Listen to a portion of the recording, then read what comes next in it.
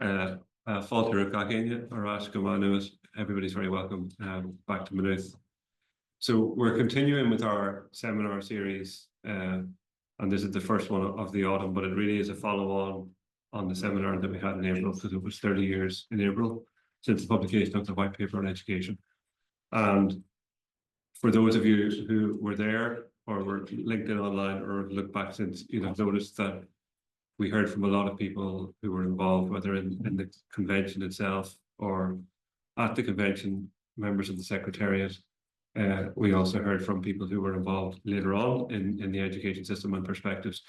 But the input actually from within the department was limited to the late substitution of me, which was a more junior input in terms of the time and involvement, and not so much the strategic direction and the choices that were made at the time by the Secretary at the time, we call you Secretary General.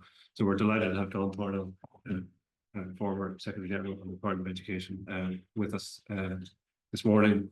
Don just wasn't able to make the last event, as those of you will remember, at short notice. So it's great that you've found the time to come along today, and it's very much, I suppose, the two seminars are to be seen in a combined way in terms of the reflections on the time.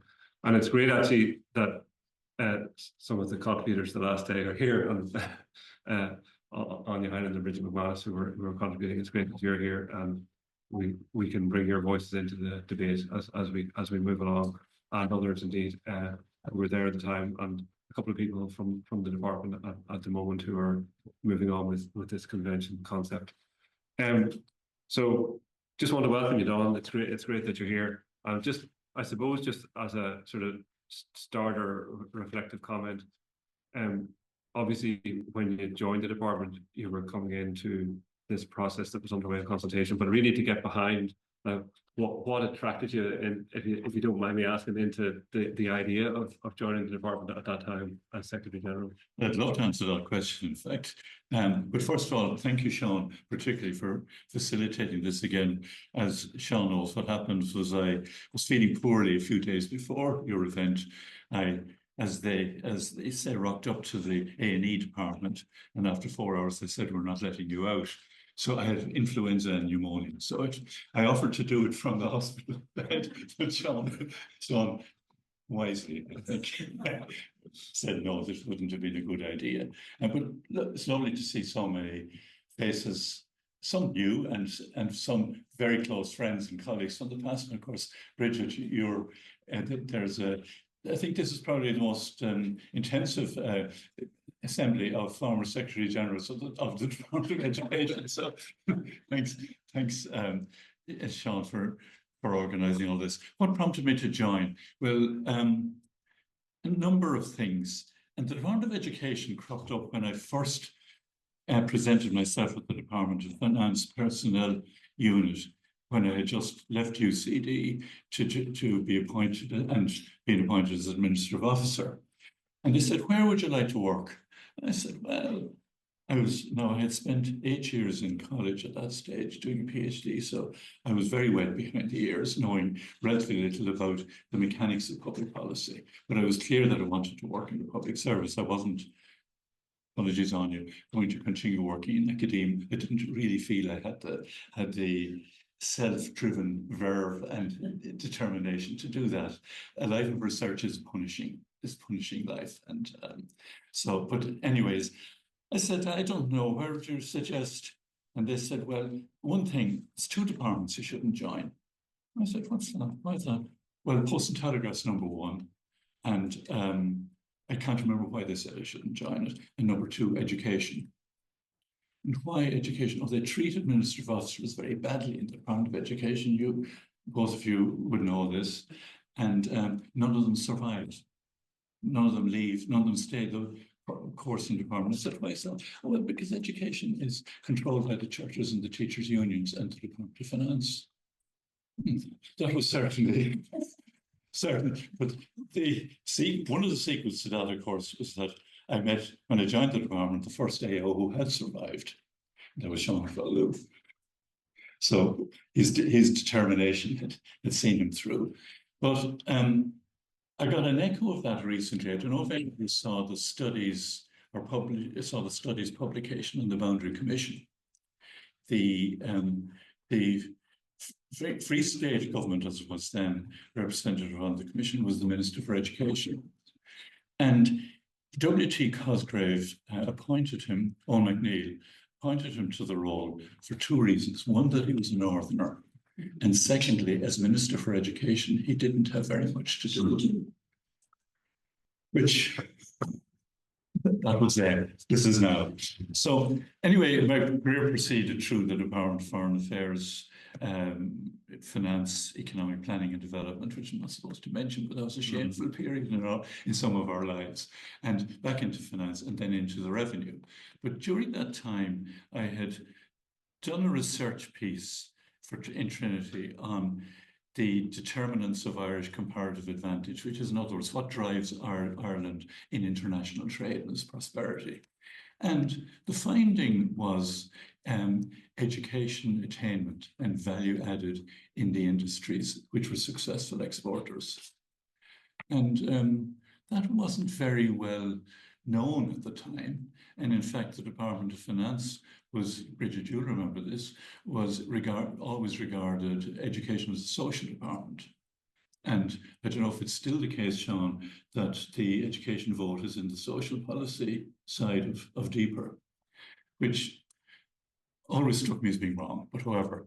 So I was interested when I got the call from Niamh Rannoch asking me, having gone through the whole TLAC system, top level appointment system, in case people aren't familiar with it, which is a fairly robust, or was a very robust selection system. There was no such thing as each candidate being presented with the same questions. I remember Dermot Nally at one TLAC interview saying to me, you sit on the chair, he was then Secretary of the Government, you sit on the chair with the blood stains on the carpet underneath it. So that was his welcome into the interview. That would have led to legal proceedings, I think, in a later age. But anyway, I came to education with this purpose really of trying to get the department more into the centre of public policy making. But that was before I met the minister. I met Niamh, and she told me she had three priorities. The first was, to give a boost to tackling educational disadvantage, which was very close to her heart.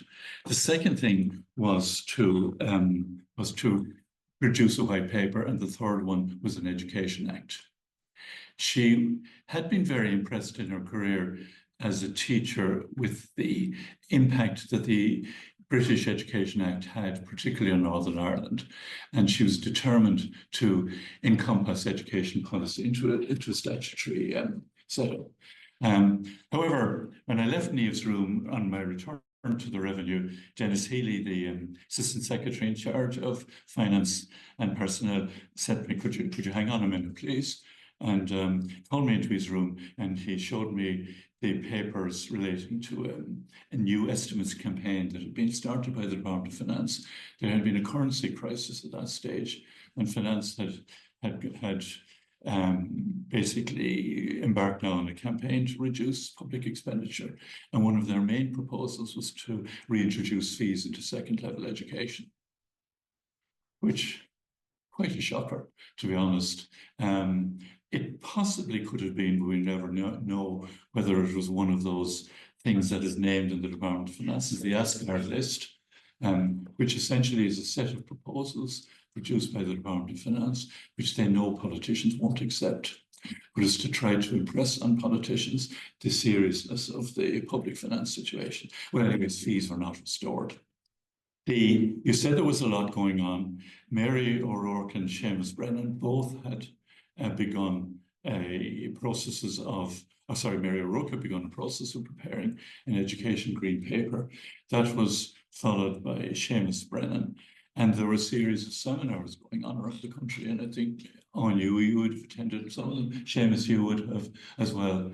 There were two left. There was a schedule laid out. They attracted a lot of attention, much more attention from the media than the media.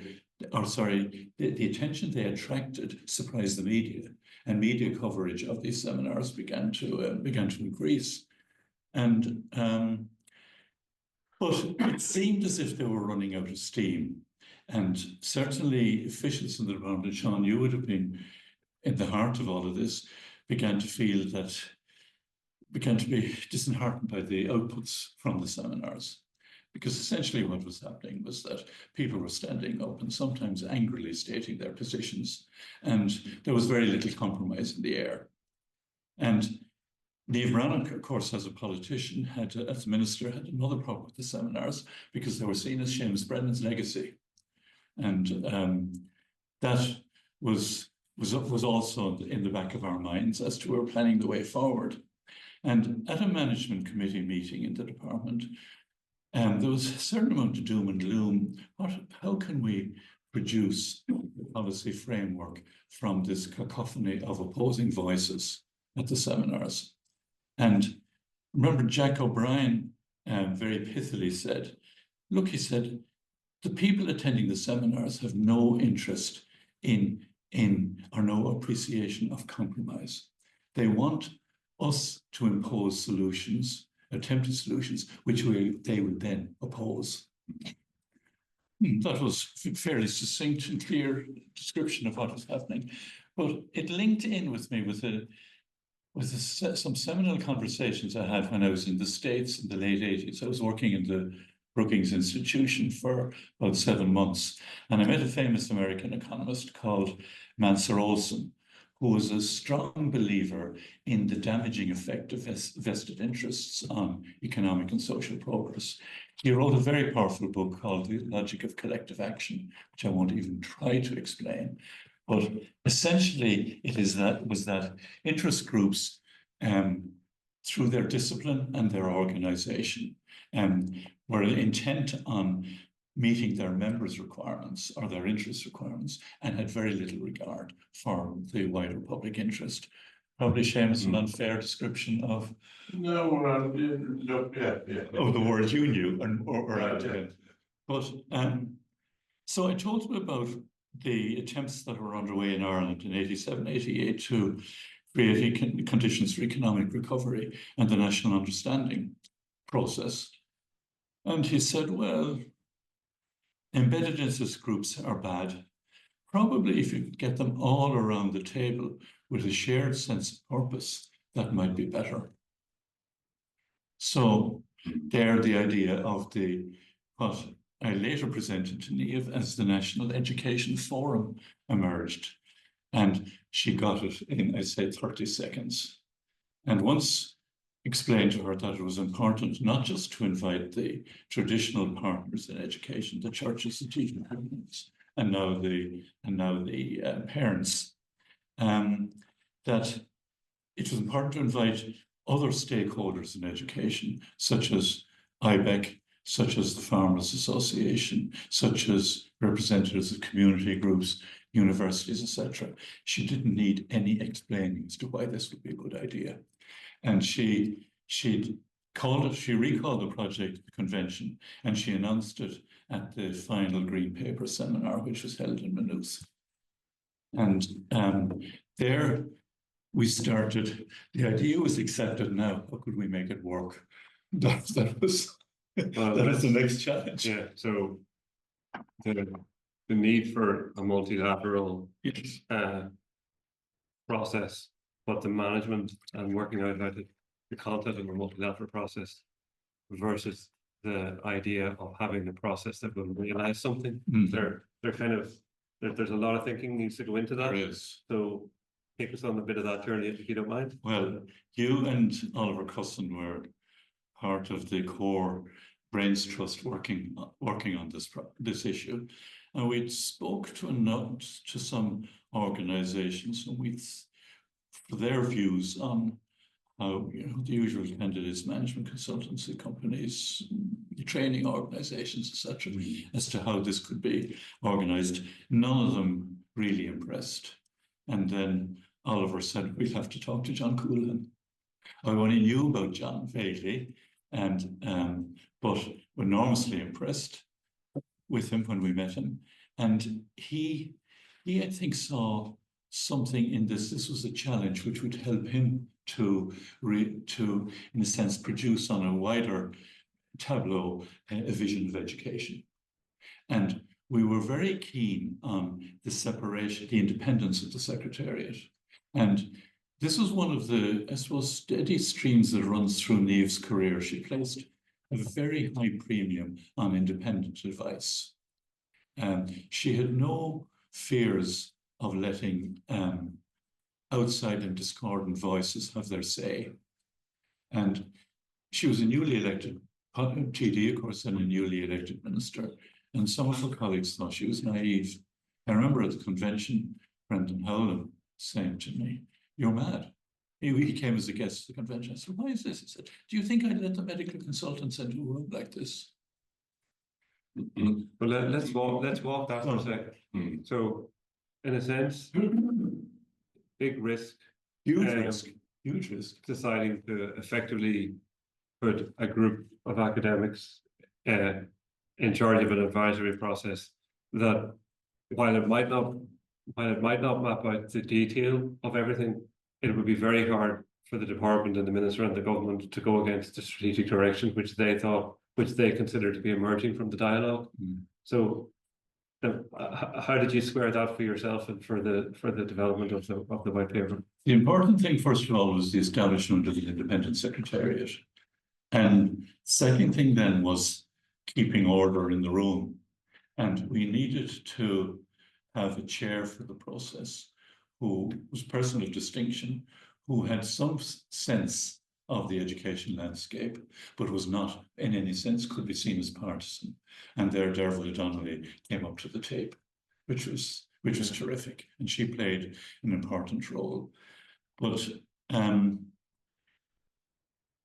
then we had the offstage noises.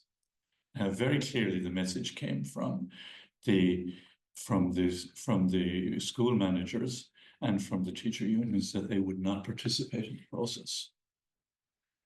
And the offstage noises continued for a little while until we got a letter signed by the accountable persons of the leadership in all those organizations: Catholic School Managers Association, the teacher unions, community schools organization, saying they would not participate in the process.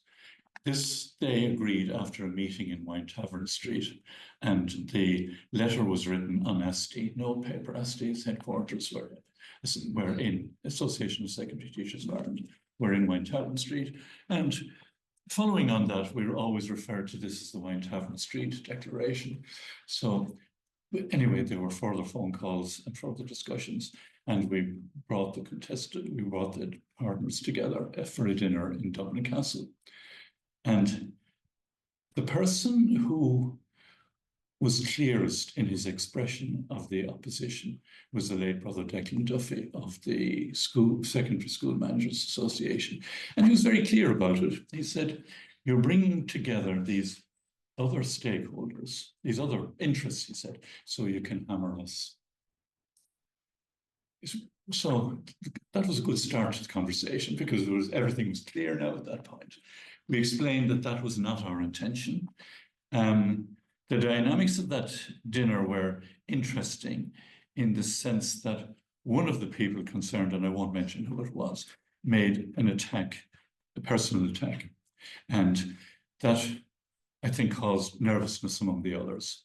And then I have to give him full tribute for this. Frank Murray demurred from the Wine Tavern Street Declaration there and then. So we left the dinner on the basis that we'd be in further contact. And the contact accelerated over the next few days, and the organizations agreed to participate. Now, there was some discussion between the traditional partners and John Coolan about representation in the Secretariat, which we consciously stayed clear of, but we told John that we were, in effect, that we had his back, we were on his side.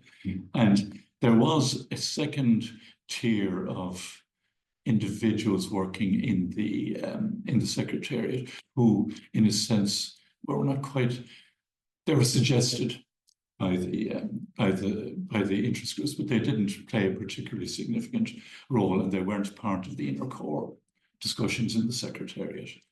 So the Process got underway. All the organizations that were invited accepted, with two exceptions. One was the Catholic Church and the other was the Department of Finance. The Catholic Church, in the presence of Bishop Tom Flynn and his colleagues, turned up at the convention without ever answering the letter. Yeah, but they had, of course, made a submission on the Green Paper. I remember you reminded me of that. And this was the first time that they had put together their thoughts on the direction of education formally. The Department of Finance thought this was of little consequence and just didn't turn up. And subsequently, I got a full-throated apology from somebody that some of you know, the late Bob Kern, phoned me up and he said, "I really am sorry. We didn't quite know how significant this was." But very illustrative of a certain attitude, which I'm afraid we'd have to. We're both ex-Department of Finance. We'd have to acknowledge. The question, maybe. Yeah.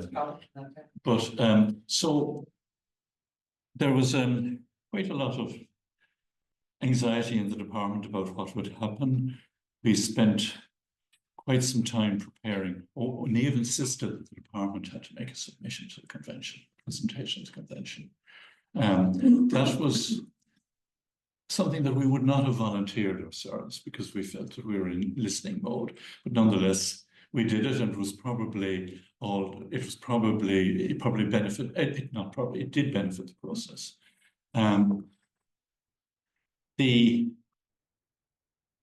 There was a lot of tension in the room when the first presentation came on schedule, and we owe an enduring debt to Anne McColgan and her colleagues in the National Primary Teachers Association, because instead of Parents Association, because instead of, in a sense, repeating their standard demands, they spoke about the future of education and the value of education, the need for consensus and for cooperation. It was wonderful. And we were told thereafter that a number of the interest groups retreated back to their offices and rewrote their submissions. Whether this is true or not, this is Legidonia. Do you have any sense of how true this was? Yeah, well, I certainly didn't rewrite. No. But it didn't need to be rewritten. So there were some interesting moments. One of the interventions, another powerful intervention, came from the Union of Students of Ireland, who were very impressive. One intervention which impressed me, not because of its constructive character, but because it was, I suppose, illustrative of we have to manage things in the old ways, was Bishop Tom Flynn speaking against the suggestions that were being made at that stage for regional education authorities, said education policy should be determined from the centre. And thinking quite clearly, yes, of course, at the centre where you and other powerful interests can exercise your greatest influence behind closed doors. And to be fair to Tom Flynn, he remained to be extremely courteous and a very pleasant man to deal with, but he never departed from that policy line. So that was, if you like, the convention. That was the convention.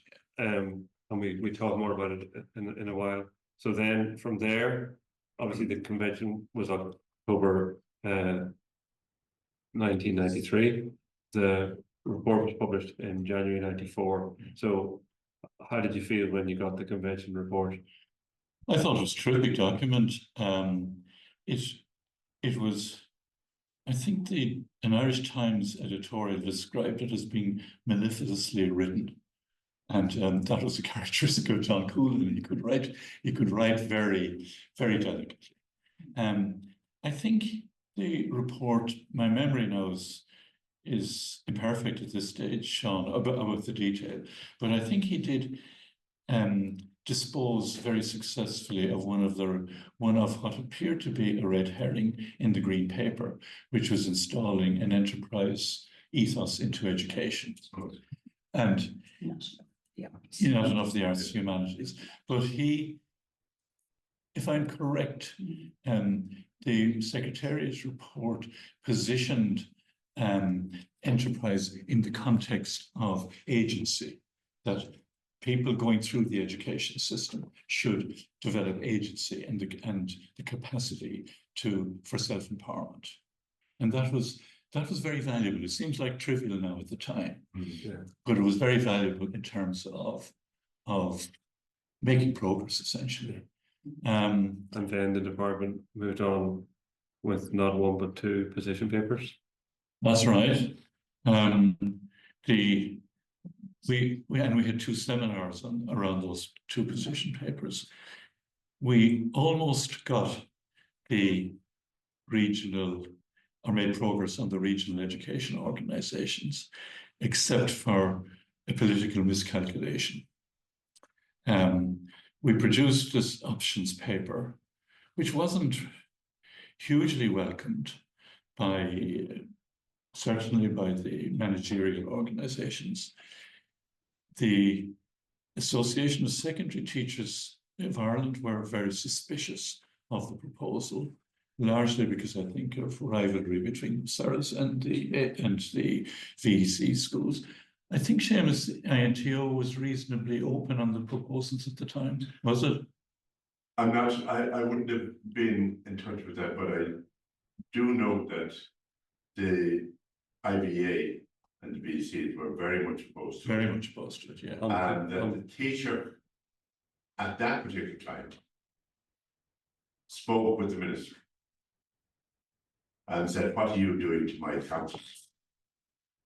Yeah, that's on that issue, because once we had the position papers, there was a stakeholder group which John Quillen and Seamus McGuinness ran, and it was announced that the VECs would continue within the structure of the regional. That was it. And the IVA then came more on board, I think.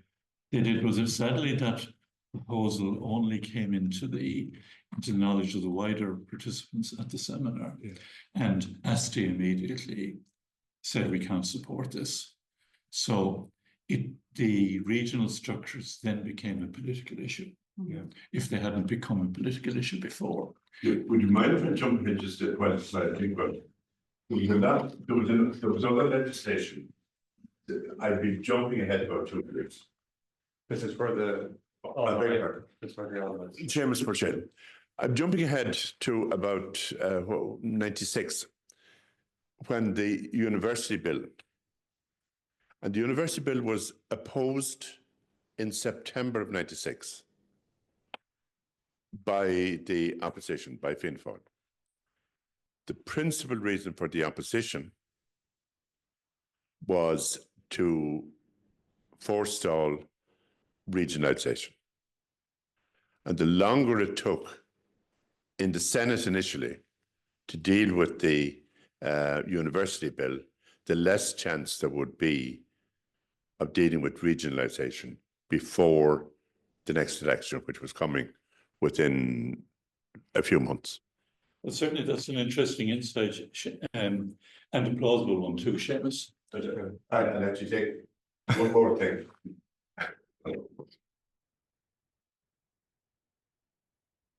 Unfortunately, we're dealing. How many years is it? Nearly 30. Yes, nearly 30. Is it close enough to 30? It is, I think.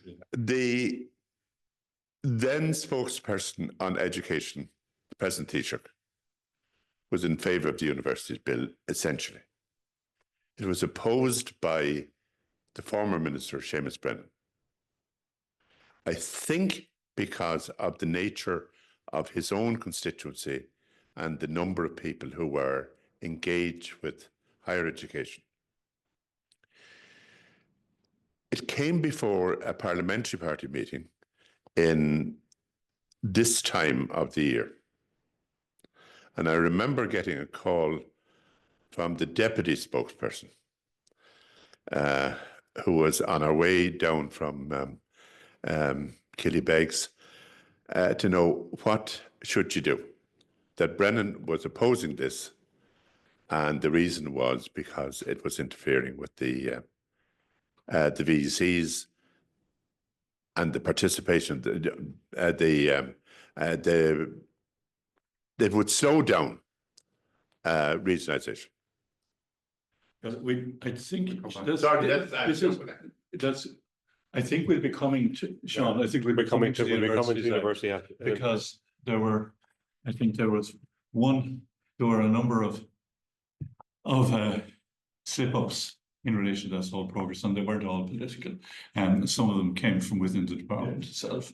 And I think it's worth just, in terms of, Sean, I know one of your objectives is to provide an insight into how policy is formulated and developed, we say, within departmental systems. And sometimes the processes are elegant and straightforward, and sometimes they're not. I think I'll just leave it at that. But and just for the benefit of people, Seamus for sale was actually in the behind the scenes team in the opposition at the time. So that's where that insight comes from. I'm the former president of INTO. So where were we? We were at the regional position paper and the discussions on that. So it continued, the regional structures continued to be policy that were written up in the white paper. We had a seminar on school governance, which led, among other things, to quite an interesting and emotional challenge from the second level Parents Association to the authority of the, I suppose, the joint managerial board. But so was there a conclusion? Well, there was at that the aforementioned Anne Colvin and others came up with an idea about a new structures for primary boards, which the department then got an external assistance on to work up, and that was worked up over a couple of years. It came and turned out to the agreement that there was on the two primary school management bodies. But that seminar event itself, I think, was important in developing an appreciation that this issue could become composition of the boards could be the subject of compromise, and not of one dominant organisation displacing another in the structures. But of course that became a critical part of the discussions on the work and development of the Education Act. Yeah. So if we take it then that we had these two papers, dialogue in different ways, including seminars, but also some working groups, and again, John Coolan and Seamus McGuinness, key involvement in that drafting going on the white paper, and John and Seamus assisting on that too. So take us through then to the publication of the white paper in April 95. April 95. Well, there was I think the process internally was at times complex. Niamh Brannock had her channels open to a number of different sources of advice, and in some cases these produced texts, and those texts didn't always fit comfortably into the development of the texts that were being produced. But I can't recall. Oh yes, there had been, of course, a change of government. This is a key part of this, and John Bruton formed a government with Dick Spring and with Princias de Rossa without a general election. Now, as far as the progress of education legislation is concerned, and I'll come to this when we sashay back to the Universities Bill, this was quite important because for the first time in the history of the state, the government of the day did not have a majority in the Seanad. Yeah. And so that was that caused a certain amount of difficulty. But the white paper off the record was off the record. Off the record. No, sorry, not off the record for this, but in private discussions was favorably received by the opposition parties. But they said, of course, our job is to oppose, and we will oppose. And the regional structures became the marker. Plus also, I think, a cross we should not have erected for ourselves, which was dealing with management structures in the very small number of privately owned schools, second level schools. How many of them were there at the time? Oh, it's significantly less than. Are there any now? I wonder. Just tiny. But here, a combination of bureaucratic and ideological, bureaucratic certainty and ideological certainty in other sources led to a situation where these schools would have to have representatives on their management boards. And those few people saw this as an attack on private property. And how did you get the Department of Finance on board for something that was so long term? We struck a deal with the Department of Finance. Immediately, the change of government helped us in that respect. Niamh arrived back into the department saying, got to be no more shilly-shallying, I want the white paper. Because there were tortured discussions going on between the department and the Public Expenditure Division of Finance about individual provisions. So I phoned up, I knew that I knew that was important to expedite the white paper at this point. And I phoned up Bob Curran, who was the head of the division, and I said, Bob, I'm afraid we've got a real problem on our hands. I'd like to come over to you this afternoon.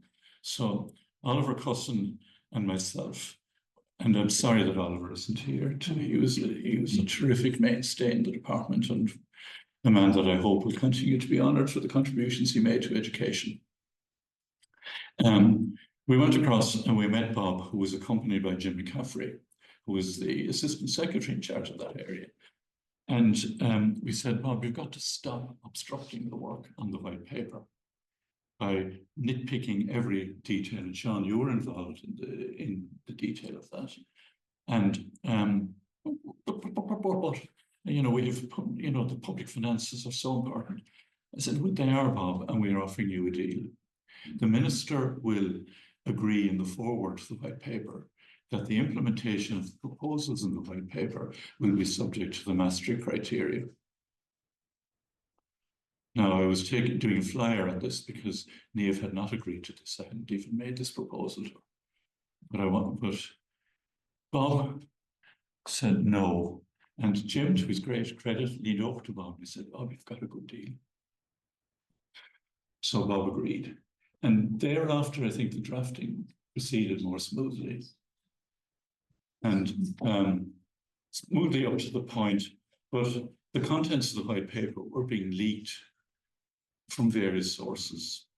One of two various sources, one of whom was on the call here, John Walsh. Yeah. He did a, John, if you're listening, and I hope you've recovered from COVID at this point, you did a wonderful job in informing the public and preparing the public, I think, for the proposals in the white paper. And I'm being serious, tongue-in-cheek, John, on this, but also being serious, because the great value of the white paper when it was launched was that there were no surprises in it.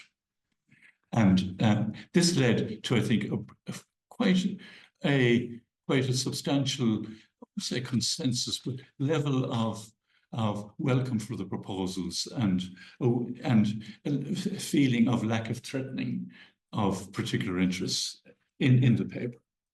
But which was a theme actually we touched on a lot at the last seminar in general, except the people have been listening to, as it was a full reflection, and that the white paper, that was the feeling that was referred to at the last seminar. Unfortunately, we were lampooned in one respect. Such was the extent of the leakage. We went and produced a document, a draft of the document on paper, which could not be photocopied. I'm sure to do. No, John had a copy of that at the last seminar. But couldn't be easily read either. This was, but we recovered from that particular setback, I think. So as I recall now that John did show that. So by then we continued to work furiously on the education bill. There were a few, trying to recall, the paper was published before the Universities Act. Yeah. So I'd like to flip over now to the Universities Act if I could. I never welcomed Monday mornings in the department because, and I think a lot of Secretary Generals had the same feeling in other departments, because ministers came back from their constituencies with a sense of concern about some. I don't know if you had this feeling. I think the mobile phones as you were getting the calls when some of that on a Saturday and a Sunday. That's true. That would be true, actually. Yeah. So, in fairness to the ministers, dealt with not always, but you would be. So, but anyway, she had a beauty for me one Monday morning.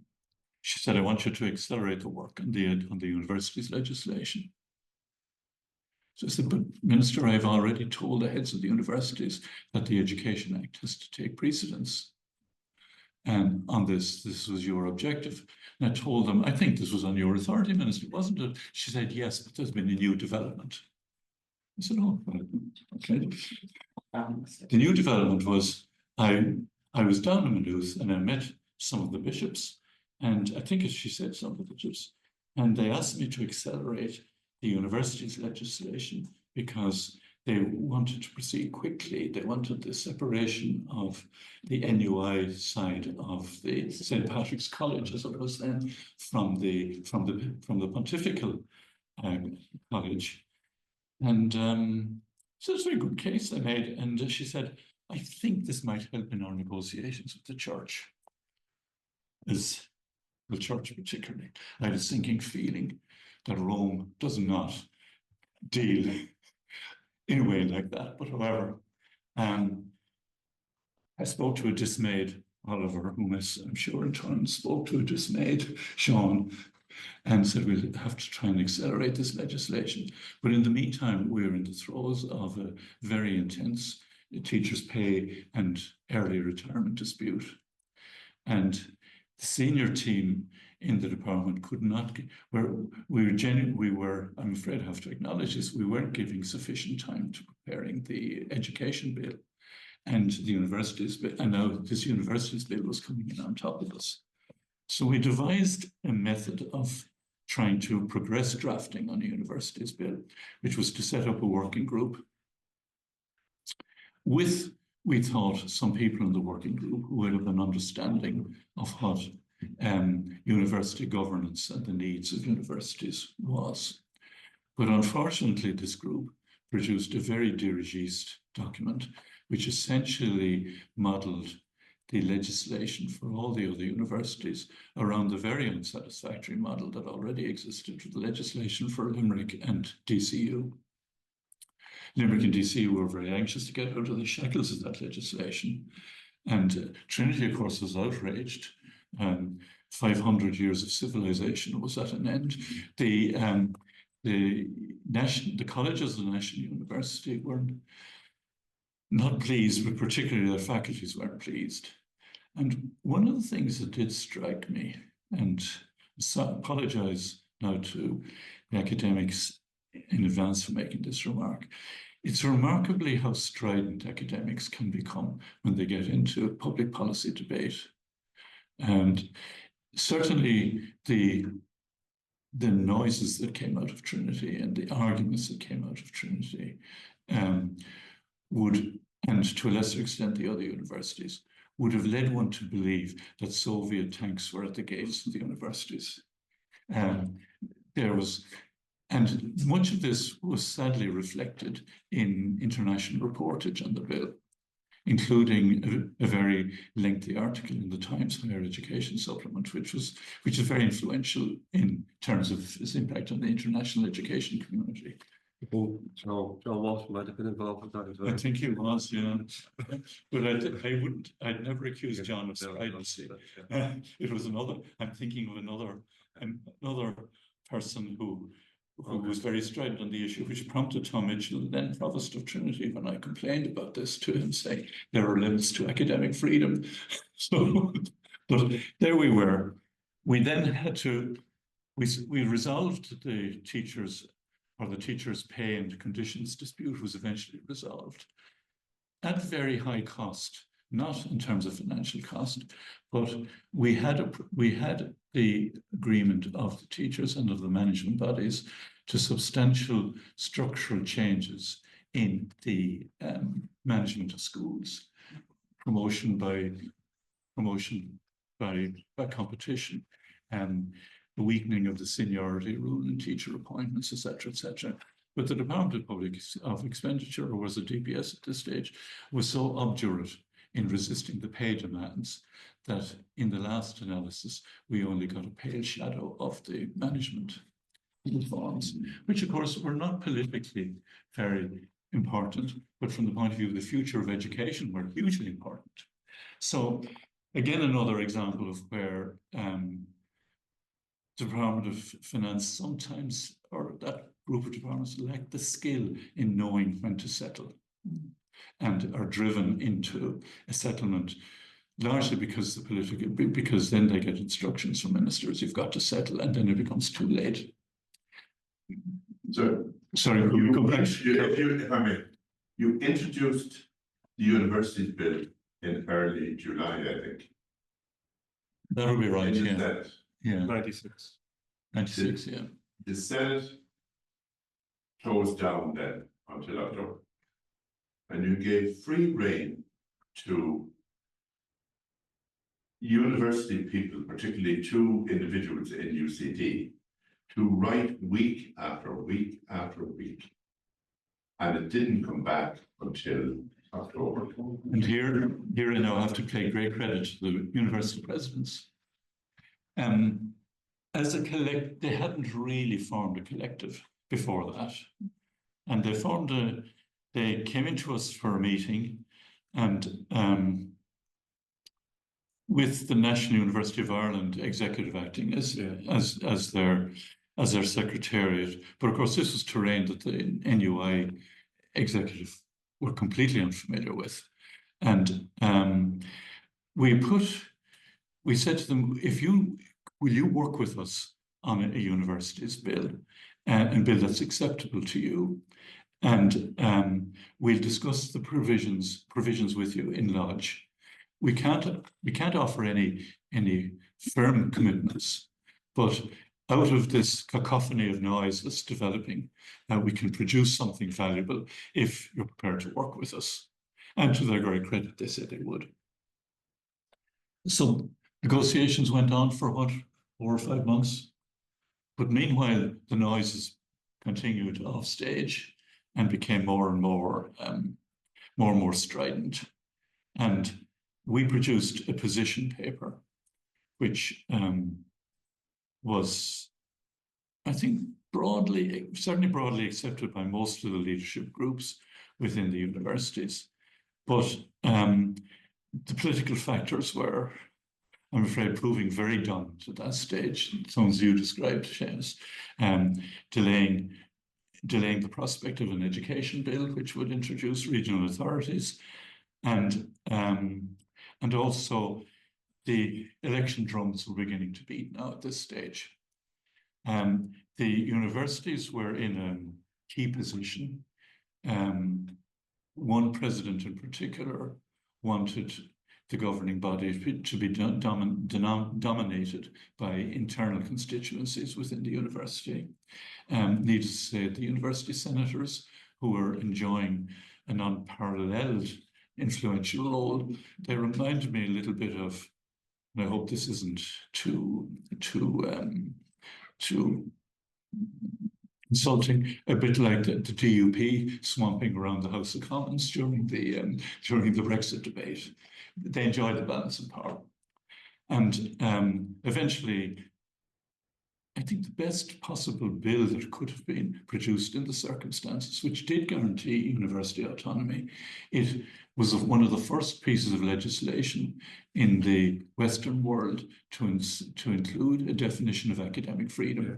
As drafted by Tom Boland, who was here last time. Indeed, I have to say, in all of this, Tom Boland was an outstanding contributor, and indeed he his contribution to the white paper and to the education bill was also astounding, because for the first time in the department's history, we had a lawyer who could go in and argue line by line with the people in the Attorney General's office and inform them of what our policy objectives were. Because traditionally, there was a gap between the statement of the policy objectives and the capacity to put them into legislation. So the bill was enacted in 1997, and there was a lot of brouhaha about the number of amendments that had to be entertained and debated. Seán, you were examining those amendments in much greater detail. Some of them were contradictory. Well, there was a tension between freedom, increased freedom for the universities, but actually reduced freedom for the leadership of the universities and introduction of more processes within the universities. The media discussion was mostly around as if they were all about the state doing universities in, whereas there was slightly more amendments proposed in the direction of actually controlling the leadership of the universities with processes within. Yeah. So there was lots of different aspects going on. There was, and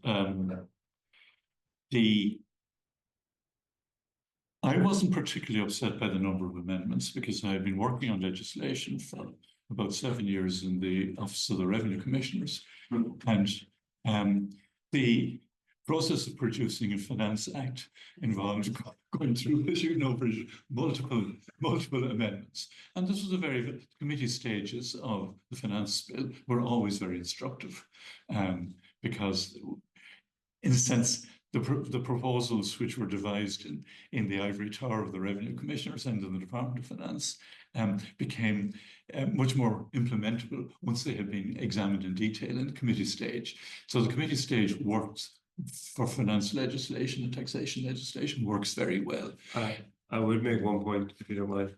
Of course. Obviously, Senator Maurice Manning was the leader for the government in Shannon. But it still wouldn't have passed because the university senators still didn't support it. And what caused it to pass was the decision by Fianna Fáil to not vote against. I was going to come to sorry. Yeah. No, it was a critical decision, and it was. I've never got the full story from him, but I suspect it was beautifully stage managed by Maurice. Yeah, and elegantly, as he always would, in partnership with the Fianna Fáil leader in Shannon. Yeah. And it was, and Fianna Fáil at that stage were keen to have the bill enacted in its condition, in its state. They felt, I think, that it struck an appropriate balance between institutional autonomy, leadership capacity, which was very important, which arguably was not there in the past. And then there was a little bit of theatre, I think, to enable that to happen. Yeah. So just before we open it up, maybe a little bit about then the bit that wasn't completed, the education bill. Yeah. It wasn't completed, and I think that was a sadness for Niamh, because she had hoped that the education bill would be, and the Education Act would be, her monument. And I know Tom is listening in. Tom Ferris, her husband, and I'm sure she must have shared her disappointment many times with you, Tom. But the process was long and involved. John Dennehy did some very good work I can't remember, there was a academic expert on negotiation and compromise, helping John at one stage around the school governance issue. Is that right, Seán? Yeah. Can you remember his name? Tom McCarthy. Tom McCarthy, yeah. Not the economist, no, Tom McCarthy. Whose son, also called Tom McCarthy, was chair of the internal audit committee in my time. No, I'm sorry I didn't remember Tom's name, because so punctilious were Tom and John Dennehy that they didn't involve me in any of their any of their dealings with the interest groups. So to flip forward, when Micheál Martin became became minister, and this, I think, reaches back to some of my earlier comments.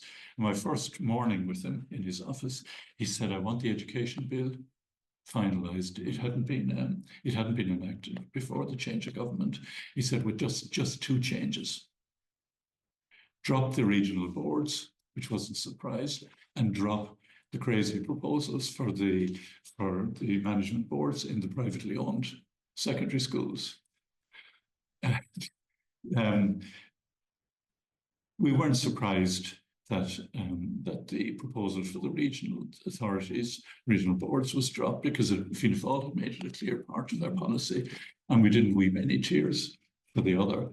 But the lapse actually did have one positive benefit, in that it enabled us to introduce legislation into the bill which considerably enhanced the security of the exams.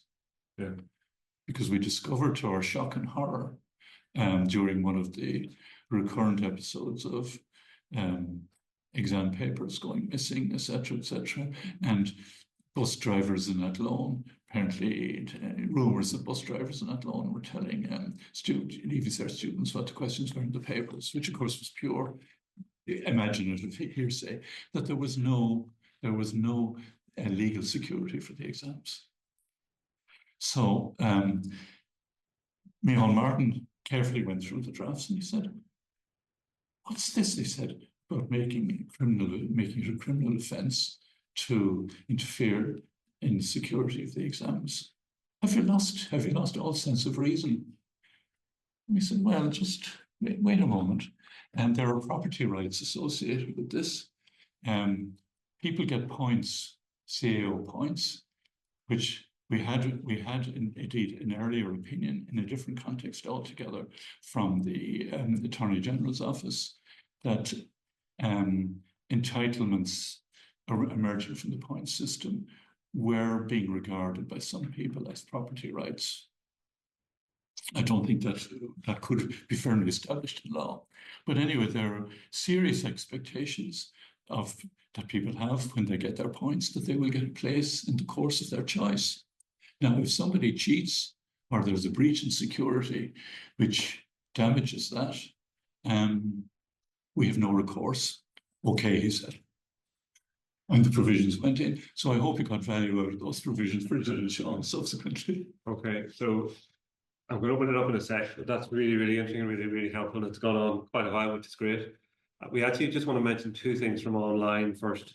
First of all, Tom Ferris is listening in, and he said hello, and he says thank you to Dawn. And secondly, not unrelated to that, as many people will know, Niamh Brennan, in her last couple of months, did a really interesting podcast with one of our academics here in Freble, Leisha Niclery, and that's great. And it's available for everybody over 3 parts, and it's really, really, really, really interesting. And capturing her views, and actually, in a way, gave me a bit of an idea to do what we're doing today and what we did in April. But Leisha just wanted to get behind this as much as you can say about it. Your relationship with the minister in the white paper drafting and the respective roles of officials and the minister in drafting. I'm not quite clear, Seán, what. So, in other words, what was the minister's involvement in drafting? Well, the minister examined the drafts very carefully, sometimes very critically, and sometimes very vehemently. After an interval of a day or two, sometimes after a discussion about a draft, she would come back with other proposals. And we were aware that there were other pieces of paper circulating in informal settings. And some of the people who were involved in those informal settings were sufficiently indiscreet to tell some of us what bits of work they were working on. That can you imagine? We found, to the classic bureaucratic mind, we found that very irritating. But interestingly enough, I think there were some people in some of the voices that Niamh spoke to, and the same happened during the negotiations with the teacher unions, did not have confidence in the department and were prepared to try to undermine the department. And there was, I think, in the final stages of the white paper, to call it a battle of wills might be too strong, but there was a tension, certainly, around engendering or enhancing Nave's trust in the department. I remember one occasion, whether it was then or in relation to another episode, saying to her over something or other where she felt she wasn't being listened to by the department, I said, "You know there's a contract here." And she said, "No, I never signed any contract." "There is a contract." I said, "An unspoken contract. You are entitled to the best possible advice that we can give you." "Okay, agreed." You should understand that you should have the expectation. Oh no, the second one was, we have an expectation that you will listen to us. And thirdly, you should have the confidence that we will carry through your lawful instructions. Now, Niamh had a great skill, which was when tension rose and I started getting pompous, she could lance it with a humorous remark. And her remark was, "Don, does it have to be legal?" But I think we understood one another after that. Yeah. And maybe just to mention as well, particularly in the last year of drafting the white paper, Pat Keating would have been very involved as her advisor, as her lead advisor in some of the drafting teams and so on. So he was always, she might not have been at all the meetings, but he was at many. He was, and Pat was a model. I'd always believed in the value of political advisors in departments, although that process has developed in ways that I think are not helpful now. But I thought at its core, it was important that ministers should have somebody with expertise in the domain, but who wasn't a political associate of theirs. Yeah. And Pat ticked those boxes perfectly. Okay, thanks. Open it up. I might go in this direction to bridge it on you. You did say you were going to win. Thanks, Don. It was great to hear that perspective after everything else. I couldn't resist, and perhaps it's less an education than a wider public policy one on the Department of Finance. Just on the AO thing, Les, Don gave the impression that lots of people were volunteered to leave it. My recollection when I started as administrative officer in the department, there were 2 administrative officers now dead, both of them unfortunately, who actually were notionally attached to the Department of Education, but were in the Department of Finance at the time because the unions had blacked allowing administrative officers in. So lest it sounded like they went in and then left, they were technically on loan from Education, but had never managed to get in the door of the Department of Education at the time.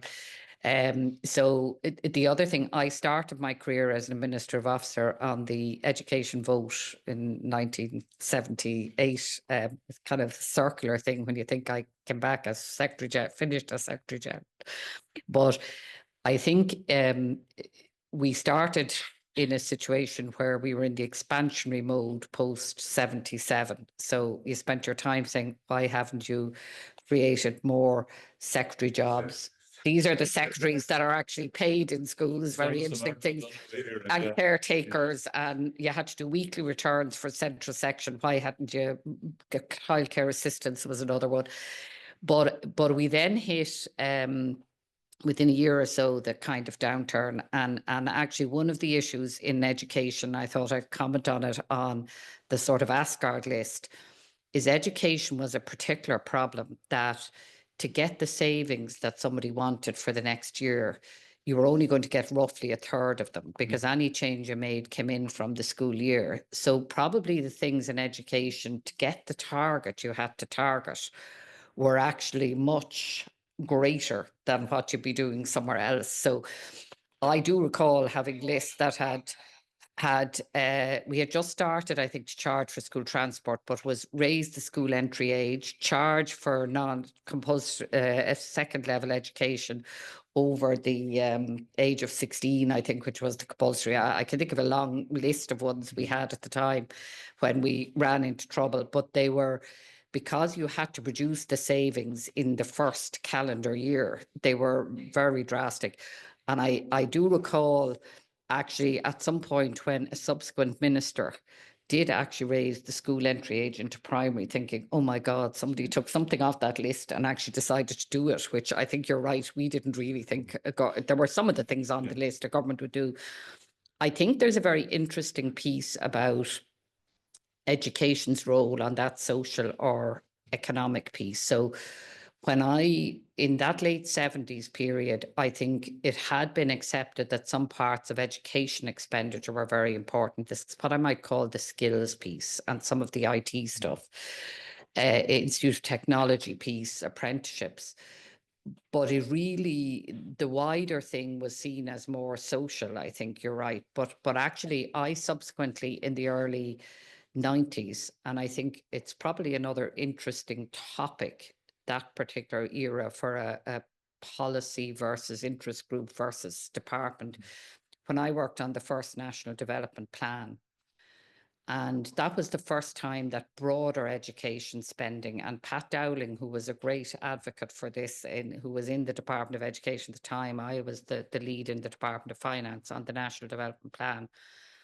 There was a whole debate about what was the, if you were making investments, what fell within the ambit of what you might call structural funds, EU structural funds, which were for, it wasn't a national development plan in a totality of developing the country. It was a national development plan for matters that would fall within the remit of the EU structural and cohesion funds, the famous Albert 8 billion that then turned into a 20 billion plan, for those of you who, and a change of government in the middle of it, for those of you who are old enough like me to remember it. But I think at that point, there were a lot of debates about the broader education return to the economy and investment in it, and it was accepted. And there was a huge debate, which is interesting now because life has moved on, as to whether research, and there was a view within the Department of Finance then that research was not a contributor to economic. They would accept adapting research, so taking international research and helping companies produce it, but the kind of more basic research. So that was a huge debate at that time. But I think going back to the broader thing, and I recall us doing a note at the time, the department, after the abolition of the Department of Economic Planning and Development, took on the functions legally that department had, which actually made it responsible for social development and regional development, if you actually look at the legal mandate. And at a certain point, when we worked on the structural funds, which should only have really been the technical aspects of the EU piece, we said, who is responsible for saying, is this investment better than that investment? At this microeconomic. Macroeconomic was very strong in the department at that sectoral investment decision making. And there really was, we put it up to the management, there's a note somewhere in the files, I think, as to what is the role of the department in that kind of proactive thing of what should you be thinking about in a 5-year plan, as we were doing, was the priority developments for economic, social, regional, whatever. And effectively, it ended up being our area in the structural funds, which was probably the technical in putting forward proposals. And PD, and you referred to Bob Curran, there was a big gap, of course, between what the government wanted to spend and what the EU money was. And there was how much of that was available, how much of that had to be filled in. Bob would have favoured cutting the whole plan. But I think both his assistant secretaries, and Jim would have been one of them at the time, felt there was a certain amount, the exchequer, and the compromise was the exchequer put in money. But I think some of the issue of that you're talking about goes back to what is the role of a department of finance. There's a clear role, which is and we're getting it currently in infrastructure. Like, what is the role of, in the debate about it, that there's a clear purse strings control piece it has to do, but in that development. And I wonder about, I just had 2 questions. So if I can add, I'd be curious with Don. One is, Do you think the reaction of the Catholic management bodies or voluntary schools was because Niamh was a Labour minister and there was a concern about Labour? Like, had a convention been proposed by somebody else? It's just a speculation piece. And the other piece or comment is its capacity.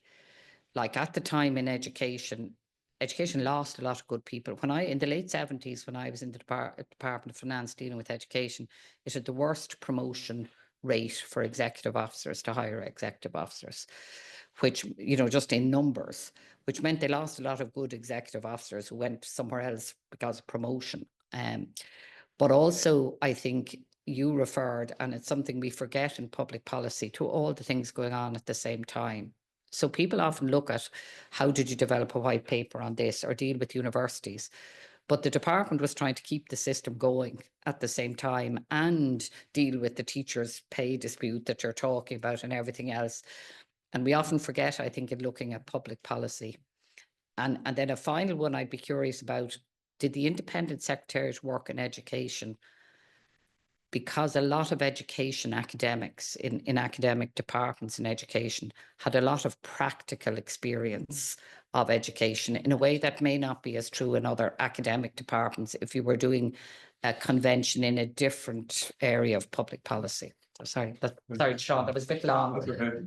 So back again, Bridget, just the first question was about did they resist it? Do you think the new reaction that dimension to it, fear of Labour, that Labour was I'm sure there was a factor whether among the members of the hierarchy and Oliver, the voluntary schools, I was thinking of with Oliver, myself, and the late Seán Nolan, met a bench of bishops on one occasion down in Bishop.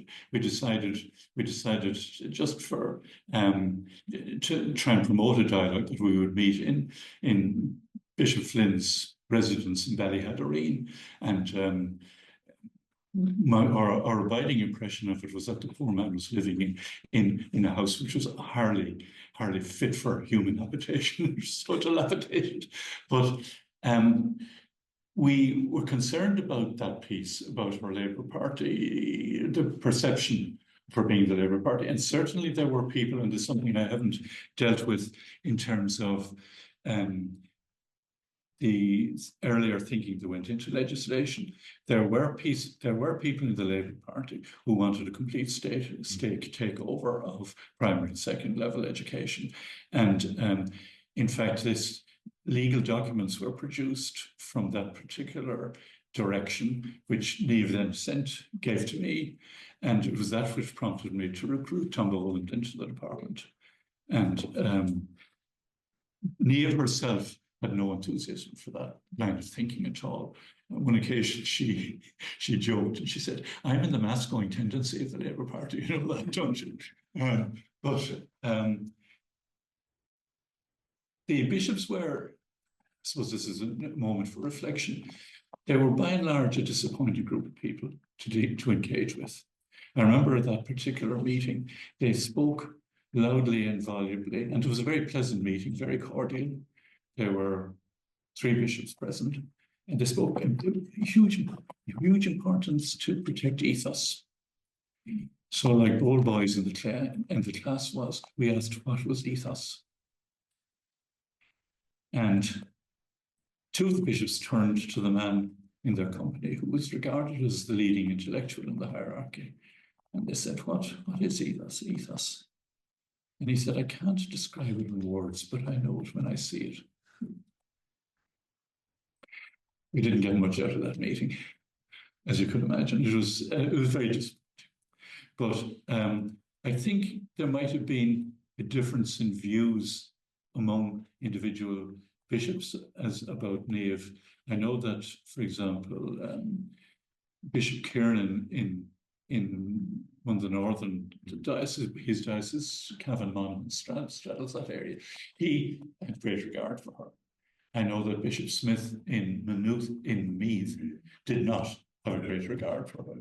And those probably were the polar positions. Would that be your sense, Seamus? You're nodding over there. Yeah, I had discussed the last day discussions that took place here between the VCs the different bodies, ACCS and the bishops, all under Johnny Cool.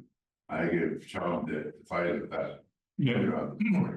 And that's, I think that's at that stage, and I'm talking 89, 90. The game was lost for the bishops at that. They had a situation where they could have cut a deal all round. They didn't. What he thought was very confident that Eileen Rance, well, on behalf, but the bishops were Bishop Finnegan, I think it was. Yeah. And I wonder, though, I don't understand how they operate, but I wonder how much instruction they get from the nunciature. But I kind of wondered, Tom, I was more struck by you saying it was the secondary school managers, because the bishops are probably more heavily involved in primary education. But secondary level education was very much Religious orders. the orders, and okay, there's a bit of alignment. They think they're, yeah. But so I wondered a bit, because in your talking initially, you said the initial opposition came very much from it was the voluntary secondary school managers rather than the bishop in the second level. There was, I think there was a VEC dimension to that. I mean, in the sense that the one thing that the voluntary secondary schools feared was that out of the process, the VECs would become quite like the local education authorities in the UK. And in fact, I refer to the tendency within the Labour Party for, in a sense, a nationalisation of the system. And they, sadly to say, were looking at the English model, which was becoming increasingly discredited in England at that stage. It's a little bit like, you know, as somebody said, we're slow learners here. As the NHS begins to crack in the UK, we're talking about establishing an Irish NHS. But there you go. There's a lot in that, which we're not going to get into. Seán, there's one thing, by the way, if I can say, prompted by Bridget's question. I think yourself and Mark and your colleagues could perform a wonderful public service to review the whole structures for public expenditure control, because we have a system in this country where departments propose, finance opposes, and we get this incremental ineffective system of administrative and operational development. And has it succeeded in controlling public expenditure? No. Could I just make, one point on that wider one, and sorry that I had audience. No, I think though, one of the issues that I often wondered about through my National Development Plan experience is how well departments cooperated with, I'm not saying there weren't areas of tension with the Department of Finance, when we came to all working together to deal with the European Union. And yet on an investment plan. And I often wonder, is it when you had a common enemy, common stakeholder thing, and how we don't manage as a country to generate the same collective, or it seems to me, I'm a long while gone, I can't comment now, but the same collective, it may be personal as well, the people who work together, but the same collective approach when we're doing that nationally. I just think you only have to think of Brexit now, you know. Yeah, thank you very much, Anya Highland here. I was fascinated and delighted to hear your take on the whole process, because I was very interested in it at the time and actively involved. And as I mentioned the last day, I've kept all the papers of the period. So I have looked back with great and wrote a number of articles at the time as well. But before your appointment, you and Niamh Bhreathnach was appointed slightly before you, and then you were appointed.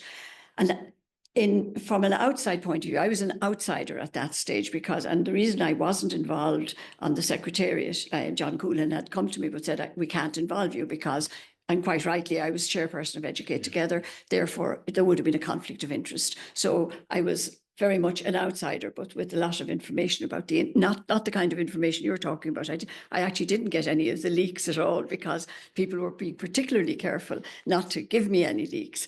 But the appointment of 2 new people at that time was so important. We knew about the process that was going on before that, the seminars. And for example, I have a note of a paper given by your predecessor, was it Noel Lindsay was your predecessor? That's right. To the bishops, assuring them that they would not exactly major changes, but something to that effect. It was in November of 1992. And I remember being extremely disappointed because Educate Together was not a partner in education at that time. We had 10 schools, but we weren't a partner, we weren't recognised, so we had no standing, and we wouldn't have been involved at all. So your appointment, particularly because you were an outsider, I also happened, you may have forgotten this, in 1986, when I had just finished my PhD, Carysford closed, I was re-interviewed to go back into the civil service. I'd gone out on the marriage bar 20 years before that, and I had an opportunity now to go back in again. And I had the most interesting interview with Don, and I remember Tom Gillen being very agitated because we went on and on. You asked me all about my thesis, which was about the administration and financing of Irish education, and because I had been interested in that period. So for me, your appointment was great because you were a new person, open and not influenced by what I had seen. I mean, education had always been, when I was there as a civil servant, and of course my late husband was still in the department at the time, it was always a kind of the training was, as what I called in an article I wrote, sort of sitting by Nelly. And we had no AOs, which is very interesting. And I always thought that was a very big issue because there were no graduate. I mean, a lot of us did evening degrees, but that was a different thing to coming in as an AO through the graduate entry. And as far back as 1913, if you look at a civil service report, there is a statement from under the British administration, it is such a pity that education doesn't have men of that caliber. It's a great statement because there were no graduates, no graduates, you see. But however, just very briefly, I want to say that to me, first of all, the openness and the willingness to move away from the traditional very small number of partners, maybe 4 or 5 partners in education or stakeholders, to opening it up, including the National Parents Council, who would have not had the same status. They existed, but they didn't have the same recognition. So it was a huge, huge breakthrough. And of course, it made a very, very big difference. And in fact, I have my own submission. Almost every suggestion that we made in the Educate Together submission was subsequently acted on and included in the Education Act, except we were in favour of local authority. And that didn't happen, of course. That was the big disappointment. The independence of the Secretariat was crucially important. I mean, and John Coolan, I like yourself, I can't say enough about how important his relationship with the world of education was for all of us, but particularly for the teachers. The teachers, he held the teachers in huge respect, and the teachers held him in respect. It was that trust, an enormous trust between John as a person and a former teacher, of course, and the teaching profession.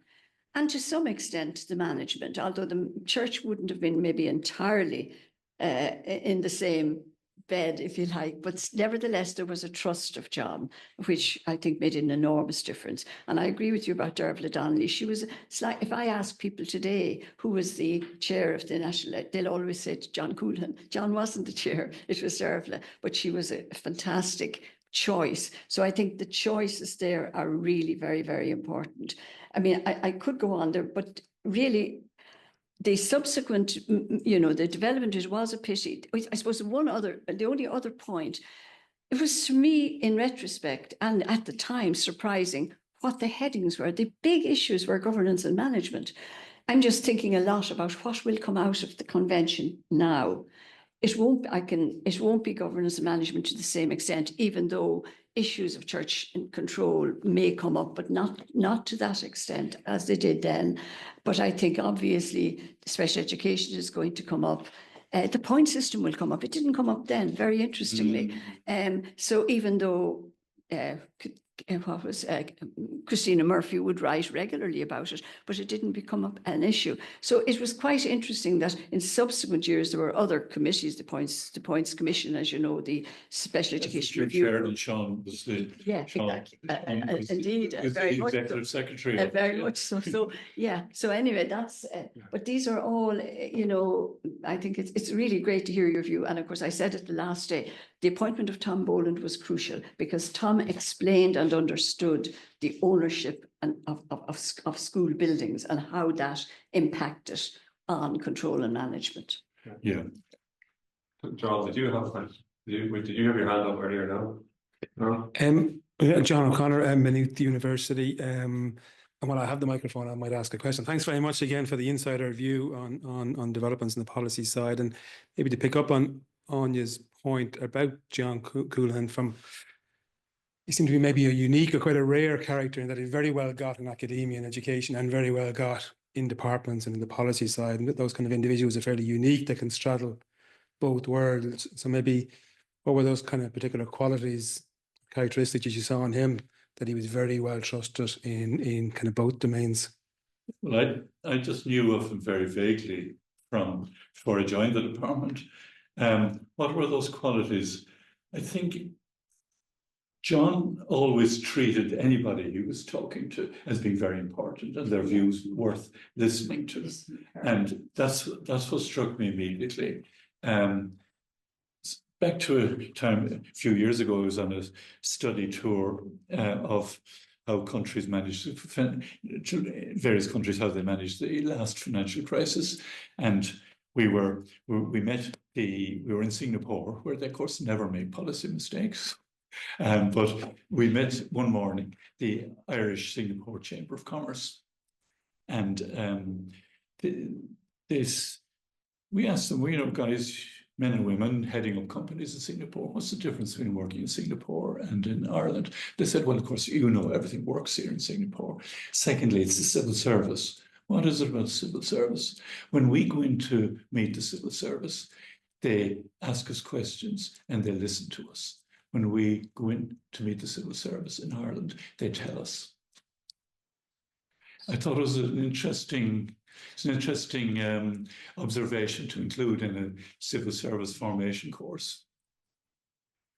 But that, of course, is very much the Chinese characteristic of careful listening and examination. But John had those qualities. He was also, of course, and before that and after that, he established a very considerable presence on the international stage as well. And talking about Bill, your late husband, of course, he was intimately involved in the investment in education report. And I was reminded of him when second morning, Micheál Martin was going to government. And he said, I want to go through the government papers with you. I said, yeah, fine, grand. He says, what's this education proposal? I said, I'm sorry, you're going to have to fight. We're proposing that you fight for 10 million at this government meeting. Now, the government was about to break up for the holidays. Why? For investment in skills development and research. I'm sorry to be putting this on your table on your first morning, because it had been on the government table for a while, but hadn't been dealt with. And he looked at me and he said, just can we understand something? Education is about national development. And I said, wow. So anyway, that was great. I waited in great expectation for it was 20 million we were looking for him to come back from the government meeting. I get a call, can you come in and see me, please? And I went in. Don't ever put me through this again. I said, oh, I've got 5 million. Can we avoid this situation ever happening again in the future? So I said, we can set up a separate fund, statutorily ring-fenced, for long-term, medium-term investment in education. Okay, he says, let's do it. We did it. We got 160 million, was it? Oh, yes. So financed by refusing to give us a reasonably modest demand, ended up with a much bigger bill. PRTLI came out of that. And of course, serendipity, also comes into play. Yeah. What we didn't know and only discovered afterwards was that Chuck Feeney's advisors read the white paper very carefully. And they read the section on competitive bidding between institutions for research funding. So, you know, sometimes wheels work within wheels. Sometimes there's good luck and sometimes there's bad luck. Just when we switched into the Universities Act, that was my baptism of fire within the university. I was on the academic council in University College Cork, and I couldn't believe that at every meeting we would adopt a series of proposals which our representative Joe Lee would bring to the Seanad, and they were contradictory. Even within the university, we'd have a set of, you know, there would be, somebody would put forward a motion, it would be approved, it would be agreed. The next meeting, another motion, which might be completely in opposition to that motion, would be put forward, approved, agreed, and Joe Lee would carry it with them. I think Joe put forward 50-something amendments, I don't know, on behalf of the universities, but he certainly put forward when the bill was being discussed. If you look it up. You said to me one time that working in UCC was much more complicated than Absolutely. House. So it certainly prepared me for university management. Trying to start with Dalton's patent is effectively ended part of education and youth. Thanks, and John. Nice to see both of you again, and thanks so much. Real privilege just to be in the audience and to listen to the conversation. As you know, I joined the department in June '98 when all of this great work had been done, but there was a great energy to the place when I joined in Marble Street. And one of the first pieces of legislation I worked on was the Education No. 2 bill with Tom Boland, and learned a huge amount from working with Tom, and got to know Seán as well. I'm just interested in, and this is kind of a speculative question as well, to kind of just the road not travelled perhaps on the regional authorities, and particularly now mindful of the convention coming now. And I'm interested with Ánya's point about maybe things like the governance and management mightn't play as strongly, which I suspect is probably right. But within the department, certainly the conversation, I think, and the consideration of that continues very much. And it probably hasn't all the time that I've been in the department in different ways about, are we supporting the system in the right way? Are we supporting schools in the right way? Is it governed in the right way, or could we do better? So I'm just interested, and this is, if you're willing to engage in the speculative bit of the road not travelled, I wonder if you've thoughts about if the number 1 bill had seen the light of day and we had gone down that regional authority route, how would education, do you think, how education might look differently in Ireland in 2025 compared to what we've chosen to do? I think one of the issues and day-to-day problems in primary education is the management capacity of the leadership in small schools. And I see it in the part of the country I know quite well, a small village outside Clonmel, County Tipperary, and in County Waterford. And they're basically, you've got the principal and the school secretary trying to manage the school. Some of the reforms that were introduced into the structure of teaching, say, for example, allowing for competitive appointments of deputy principals, was a help. But if one of the visions behind the regional structures was not that they would own the schools, in other words, not be a replication of the British system, but that the schools would remain autonomous, which I think is a great strength in the system. And indeed, in many areas, there's competition between schools, which is also good. But if a capacity for, I suppose, administrative managerial supports could have been delivered through regional organisations, it might have been impossible to keep local politics out of that. And if it wasn't, well, then the structures might not have been effective. Because certainly, one harkens back to, again, I don't like replying consistently to this, to England, but the political control of primary schools through the local education authorities did hold back the development of the British system. And we saw the impact of politicians on the health boards wasn't altogether positive, because essentially politics is a noble art. I'm not criticizing politicians, but they do have to pay attention to the passing crowd, which is, and if a structure had been developed which was supportive, that would have been a positive. And it might also have helped in investment in terms of sharing more expensive facilities rather than having them replicated in individual schools. Although there are, I think, some shared facilities in schools now, but it's the exception rather than the rule. There's a separate seminar on that on given your role in the ETBs, and we have 16 ETBs now, and the potential to do a lot of what Don was describing. Yes, and if we hadn't, but if we'd done that, would the training have come in, and would we have the effect of joining up further education and training that we have now through the ETBs? But there's the whole set of issues there. Well, that's But that's very good. It's a really Very good. interesting set of debates. So, yeah. So there's a fundamental difference between regionalisation, where a lot of the problem was Michael Cusick and King John and the county boundaries. Yeah. I remember walking out of an IVA meeting and somebody saying behind me saying, "No son of mine will ever play for Sligo Leitrim." On the other hand, I agree 100% with you on the question of the small schools. And there is a problem, there's always been a problem, where you get a small number. I remember walking into a small school in the west of Ireland, 4-teacher school, with a principal and a male principal and 3 women. He was married to one of them, but because he was into politics and traditional music, there was another woman. And the relationship between all the parties was just fraud, totally fraud.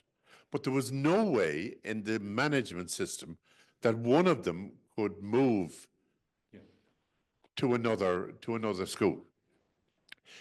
I think that all schools whether there's a county basis or what basis it is, but you have to have a local interest as well.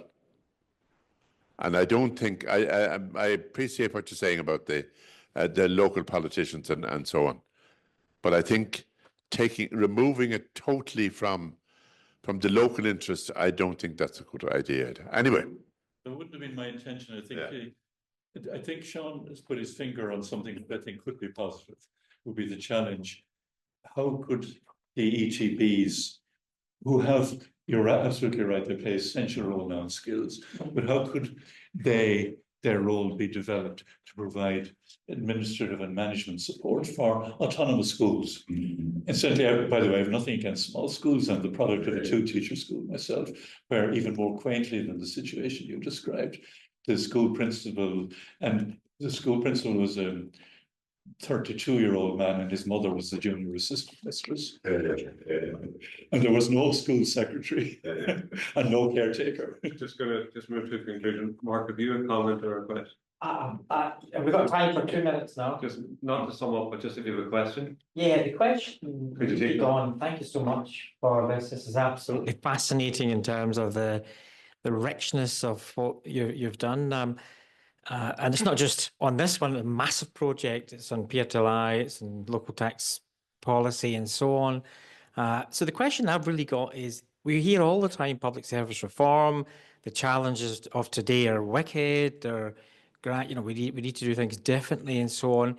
You've carried off some transformational projects, and throughout you've laced in some of the chemistry and the ingredients. It's been key to that, the charisma of people, the processes that you've developed, the help you've got from the Department of Finance, so I wondered, what are the takeaways for bold transformation in the public sector reform from your collective experience of doing big projects and actually delivering, getting them over the line? Interesting question. I think serendipity is part of it. And it can't be, and the contrary, of course, too. There can be bad luck. So what I hope will continue to develop in the public service is a sufficiently large cohort of public servants who are devoted to public service. I think that is hugely important. And I was certainly lucky in my career to have, I can think of it in revenue.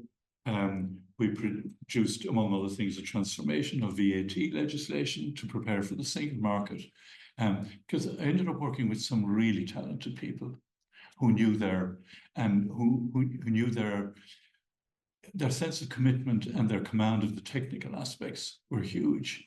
So the leadership issue is important. I think it's going to be difficult to maintain an ethos of public service. Right across the Western world, public service is diminished. And I have to listen to jokes about why the civil servant didn't have a second cup of coffee after lunch because it would interfere with his sleep in the afternoon. These sort of trivial, pathetic jokes, but they do represent a mindset. I think I was fortunate in the ministers I dealt with. Neil Brannock obviously had very clear strategic objectives. Micheál Martin was a superb minister to deal with. I'm often sorry I didn't spend longer working with Michael Smith. He had terrific political skills. He was briefly in the Department of Education, about a week and a half. But in that time, now, I would not have shared all his ideological views, but he was a very skillful politician. You had encountered him. And he was the first Minister for State for Science and Technology who actually understood what the job could be. And it could be a practice and interface between ministers. That unfortunately model didn't work. And of course, we now have the Department of Further and Higher Education and et cetera, which is a resolution of an age-old tension between what we used to call Kildare Street and Balborough Street. Not finance in this instance, between enterprise and yeah. But very good question. I'm not sure that I think it deserves more than a ready answer on the spot. Okay, going to close it now. Thanks, Mark. So just first of all, huge thanks to Donald. Thanks very much. Really appreciate it. Well, thank you all for listening to me. I really enjoyed it. Breaking over all ground. It's great to have that on the record reflection to add to the other reflections that we've talked about the previous seminar and in the podcast. So it's really, really interesting and really, really helpful so that's there, because I don't think you've ever been asked in a public forum to talk it through in this detail before. So that's really, really interesting to lift the bonnet, if you like, live under the bonnet for a little bit over what happened.